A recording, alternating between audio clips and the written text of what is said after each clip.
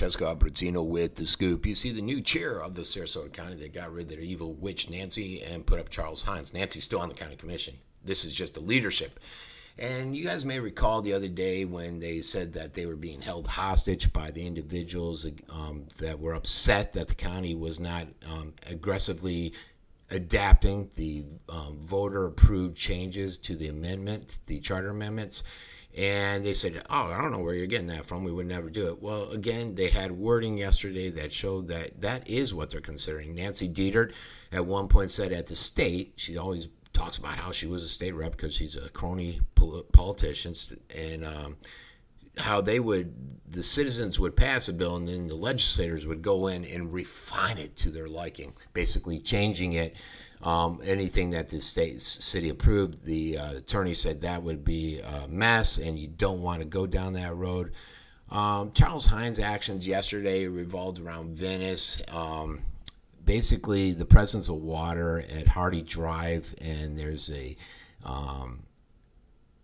basically they're calling it a water vista, and it's preventing the commissioners from vacating. It involves Hardy Drive between Inverse Road and Jackson Road in Venice Farm subdivision. He's saying because of that charter amendment, we can't do anything. He's actually going overboard, and he's doing it just to be a douche and to make a point that, see, I said this was coming, and he's an attorney, and any attorney, you got to be careful. Sorry, attorneys, I deal with you guys all the time. You're bastards, most of you guys, and you try to use the law to get your way, and that's what this goofball is doing. He's out there saying, well, there's water, we can't do anything because this charter amendment, and he's trying to put his foot in the door more for basically changing the language of the charter amendment. He just doesn't want to give that up, and he's upset because with that charter amendment, the county needs to take back the beach road that they got rid of to the public there, and the public lost access. Also, he's upset, and he noted this before the vote,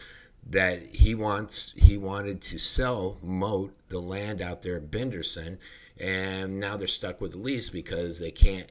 It's going to be much harder to sell the property to Moat. So he's not being transparent, I don't think, and I expected that from him. We're all lucky that in 2 years he's term limited and out of there. He puts up a nice smile, looks like a nice guy, but in public he's a nice guy, but behind the scenes working with this stuff, he's just not what we need on the county. There's a few of them: Nancy, him,